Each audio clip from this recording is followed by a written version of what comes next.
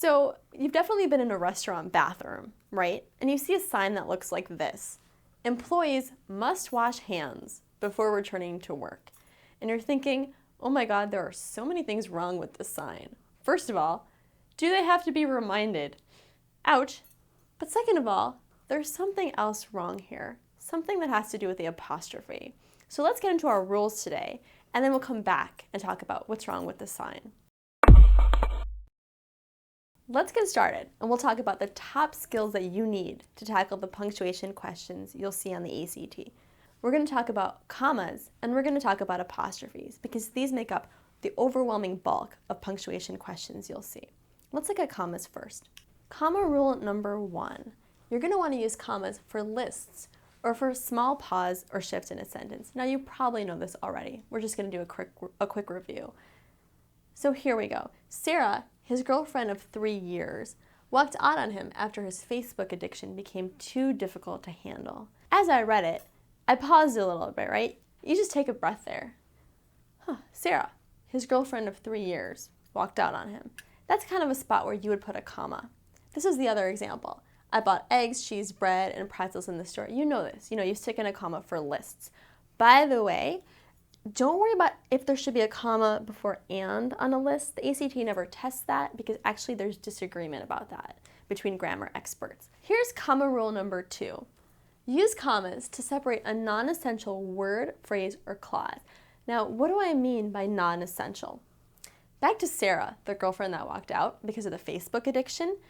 So we have Sarah, his girlfriend of 3 years, walked out on him after his Facebook addiction became too difficult to handle. A non-essential phrase means you can take the whole chunk out and the sentence still works as a sentence and it still has meaning. Here, you could just say Sarah walked out on him after his Facebook addiction became too difficult to handle. It's a nice piece of information to have that she was his girlfriend for 3 years, but not necessary. Next one. That day, which happens to be my birthday, is the only day that I'm available to meet. Now, I care that it's my birthday. Do you care that it's my birthday? Probably not. And you can pull that out, and that sentence will still make perfect sense. So that's not essential to the meaning of the sentence. So on the ACT, when you see some sort of phrase underlined and you've got commas on both sides, ask yourself, should they be there? And they should be there if it's not essential. If you can take it out and the sentence will still make sense. Now here's our next rule.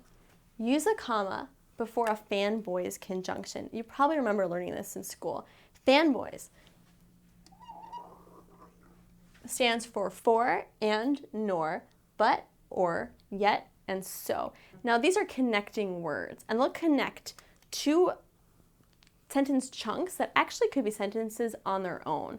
Let's look at this one. The game was over, but my friend refused to leave before getting LeBron's autograph. Now, really? The game was over? That's a sentence. My friend refused to leave before getting LeBron's autograph? That's a sentence too. So anytime you have one of these words, the fanboys words, connecting two clauses that actually could be sentences alone, you always need a comma before. And this, by the way, you guys, is the only time on the ACT you will ever have a comma before and. So keep that in mind when you're looking at your ACT English section. Okay, next comma rule. When in doubt, take it out. On the ACT, it is overwhelmingly more common to pull a comma out or to not insert one at all on a punctuation question than to ever put it in. So it should be really hard for you to put a comma in. You're going to always want to just take them out or not put them in at all. Here, although, Jim was tired, he finished the paper by the 6 a.m. deadline. And then you think to yourself, do you need the comma? Always lean towards pulling it out. Here, we've got that option. Although Jim was tired, in D, he finished the paper by the 6 a.m. deadline. Right? There's no need to pause there. Although Jim was tired, you've got commas on both sides. Another question you can ask yourself, should there be commas on both sides? Is it an essential phrase, like we talked about before, right? Because 2 commas will separate a non-essential phrase. Well, that's pretty essential. That's the point. Even though he was tired, he finished the paper by the 6 a.m. deadline. You couldn't take the whole chunk out. It would just say, although he finished the paper by the 6 a.m. deadline.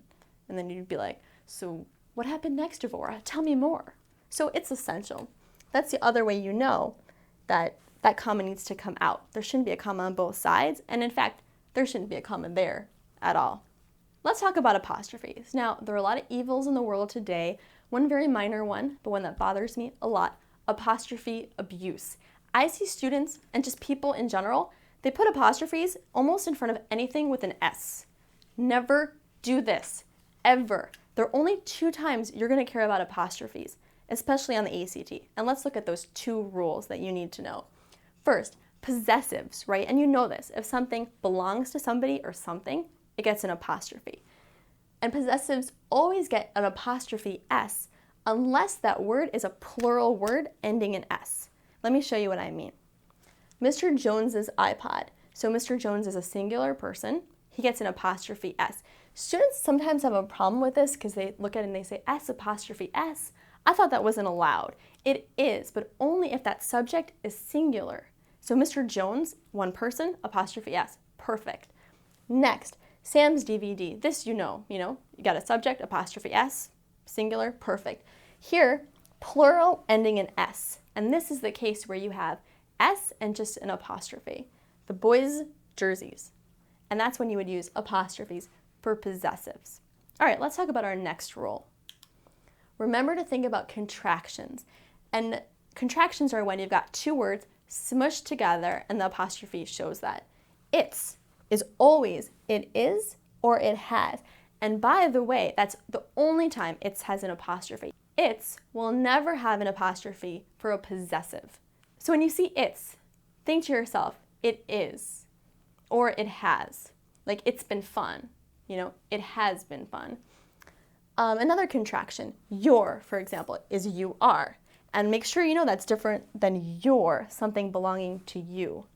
Their, with an apostrophe, is they are, right? We've got 2 words smushed together.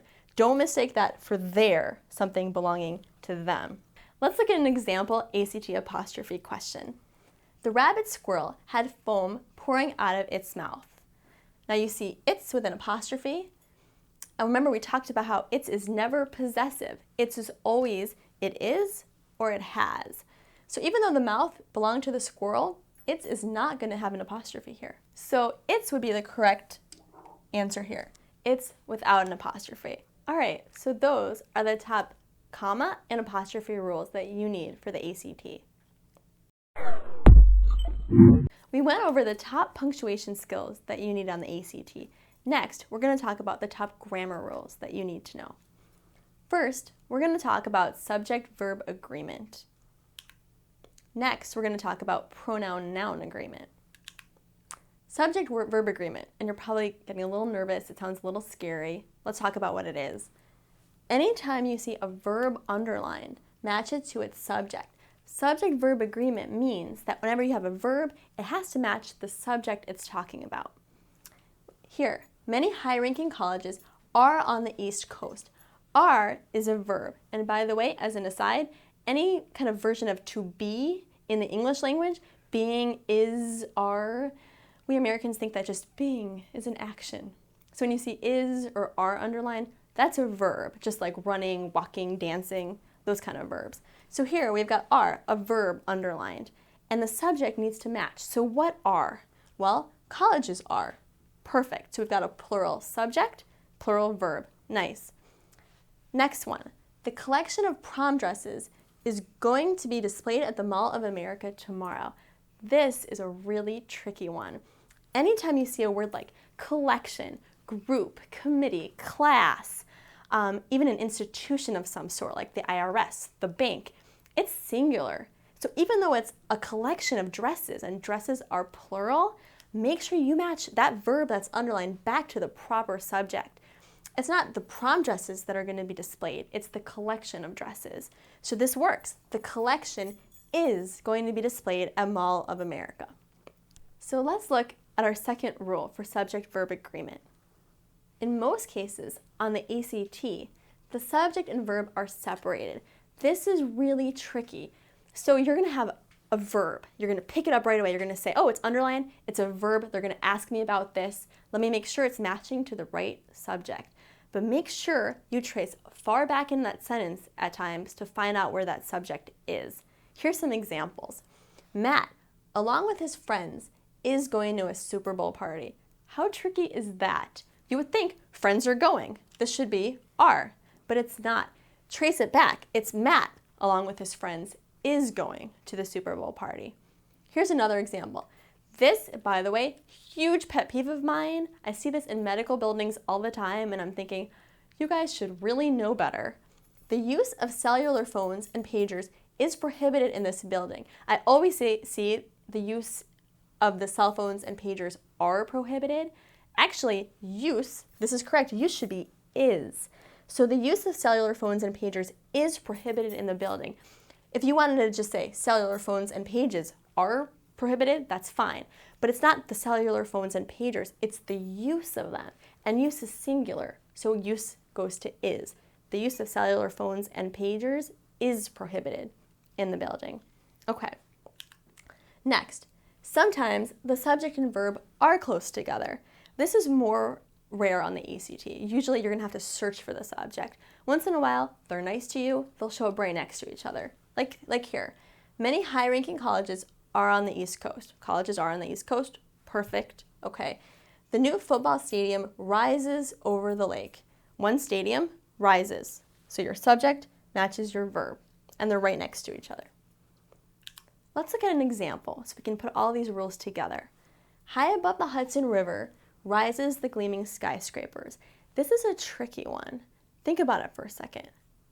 So it sounds good. The Hudson River rises, right? The river rises. But what's rising here? So we've got a verb underline. We really need to make sure that it matches the right subject. So it's not the river rising, it's the skyscrapers rising, right? So skyscrapers are plural, and two skyscrapers rise. Does that make sense? So we need to change this. So we shop through our answer choices, and here we go. High above the Hudson River rise the gleaming skyscrapers. Let's go on to our next rule that we need for our grammar questions. Pronoun-noun agreement. And pronouns, by the way, are words that really take the place of nouns. You know, things like their, hers, his, she, it. Here's an example. Doug went dumpster diving in an attempt to find his lost retainer. So his is a pronoun because it's taking the place of Doug. Without pronouns, we would sound really redundant. We would say things like, Doug went dumpster diving in an attempt to find Doug's lost retainer. So pronouns are words that just take the place of nouns, so life doesn't get boring. And here, his, that's a pronoun, matches up with Doug. Doug is a him, a guy, his lost retainer. Perfect. So on the ACT, when you see a pronoun underlined, make sure it's matching up to the right noun. Pronoun-noun agreement, rule number 2. Remember that someone, everyone, or everybody need a singular pronoun. Now this is something that you hear all the time in life, and we all just say things like this, and they're incorrect. Someone lost their shoe on senior ditch day. You probably say this, right? I know I do. But when you see a word like someone, or everyone, or everybody, that's a singular word, even though it's talking about a collective group of people. Same with those sneaky words I talked about earlier, things like collection, committee, group, all singular, because it's one group of people. So someone would need his or her, because it needs a singular pronoun to match up with the noun. So instead of someone lost their shoe on senior ditch day, it should be someone lost his or her shoe on senior ditch day. Let's look at an example ACT question. The IRS finally revamped their website. And again, this is an error we all make. But the IRS, even though we think of it as, lots of people, it's singular. It's one institution. So the IRS needs a singular pronoun, not a plural one. And a good pronoun that's singular for a thing would be its, right? But back to apostrophes, we have two choices for its. Should its have an apostrophe or not? Think about it for a second. No, right? Because its never gets an apostrophe for possessive. It only gets an apostrophe if it is or it has a contraction. And that's not the case here. So the right answer would be B. The IRS finally revamped its website. We talked about the top punctuation and grammar rules that you need on the ACT. Now, let's talk about the top sentence structure rules you need for ACT success. Remember, as I go over them, that there are 18 sentence structure questions out of 75 English. So these are really, really important. We're going to talk about run-ons and sentence fragments, misplaced modifiers, and parallelism. These are the 3 top concepts tested on the sentence structure questions. First, run-ons and sentence fragments. I didn't go to the concert, period. Even though I was impressed with his videos on YouTube, these most students really have an intuitive feel for. You kind of know, this should be a complete sentence. I should rework this. How about a run-on? Keep an eye out for really, really long sentences that feel like they should just end somewhere sooner than where they do end. Even though I was impressed with his videos on YouTube, I didn't go to the concert since I just couldn't afford the tickets after splurging on a Hummer limousine for prom night. A lot of words. You could stop that somewhere in the middle and make that into 2 sentences. So on the ACT, keep a close eye out for run-ons and for sentence fragments. Parallelism. That's our next topic. Faulty parallelism is when different grammatical forms are used to express equal ideas. What do I mean by that? Well, here's an example. Julie enjoys cheerleading, swimming, and to play tackle football. It doesn't sound amazing, right? Why? Well, because cheerleading and swimming are gerunds, meaning you just need to know words that end in ing. So once you're expressing an idea with a bunch of ing words, make sure they're all ing words. A better way to say this would be, Julie enjoys cheerleading, swimming, and playing tackle football. So that's parallelism, making sure all the ways that you express an idea line up, especially in a list. Misplaced modifiers is our next skill we need to review. If there's a word or phrase describing something, make sure it's close enough to the word that it needs to modify. So a modifier just means a chunk of words that is describing something about another word or maybe a person. Here's an example. Josh packed his favorite jeans in his duffel bag, which he planned to wear during spring break. Something's wrong with this sentence, right? It almost sounds like he's going to wear his duffel bag during spring break. So you would need to rework this sentence a little bit. Maybe something like, Josh packed his favorite jeans, which he planned to wear during spring break, in his duffel bag. So the modifier here is, which he planned to wear on spring break. It's describing what's going to happen, and it needs to be next to his jeans, not next to his duffel bag. So keep an eye out for misplaced modifiers. Let's look at an example of a real ACT question. Sizzling on the grill, Dana smelled the Copper River salmon. She started to make the salad that would be served along with the fish. Now, since this example is actually showing up with a little bit of context, I'm going to first go through the 3 questions we talked about in our English strategy episode. So you're going to ask yourself, does it belong here, right? And we know it does because, after the salmon, she's making a salad. That sounds good. It sounds like it should be there. And are there any grammatical errors? Not so much. And we already know it's a sense question. It's about modifiers. It almost sounds like Dana's on the grill. Really creepy. It should sound like the salmon's on the grill. So if you look, we're going to find the answer choice that moves the modifier to the right spot. The sizzling on the grill, that modifying phrase, should be closer to the salmon and really not close to Dana. So which of these sounds best? Well, we could omit it, but we know we talked about it belongs here. We should keep it. How about sizzling on the grill, period. Dana smelled the Copper River salmon. Not great. It was fine as one sentence, right? Grammatically, it worked. How about sizzling on the grill, Dana smelling the Copper River salmon. Ouch. And it almost does more to the original than we really wanted. How about this? Dana smelled the Copper River salmon sizzling on the grill. Perfect. The sizzling on the grill right next to the salmon. And now we know, thankfully, it's the salmon on the grill, not Dana. Now we've done a review of the top sentence structure rules you need for the ACT. Let's wrap this up. In this episode, we talked about punctuation and focused on apostrophes and commas, since those show up the most. We talked about grammar and talked about things like subject-verb agreement and pronoun-noun agreement, and we looked at some examples. Last, we talked about sentence structure and talked about fragments, run-ons, parallelism, and misplaced modifiers. So now let's talk about our sign. Employees must wash hands before returning to work. We know something's iffy about that apostrophe. Well, we'll ask ourselves, is hands possessive? Is anything belonging to the hands? No. So we don't need an apostrophe for that reason. Is it a contraction? Remember, two words smushing together? Should it be hand is and the apostrophe is signaling that? No, not at all. So we can cross off our apostrophe. All right, so you might still have to worry about hygiene in these bathrooms, but at least we won't have to worry about grammar.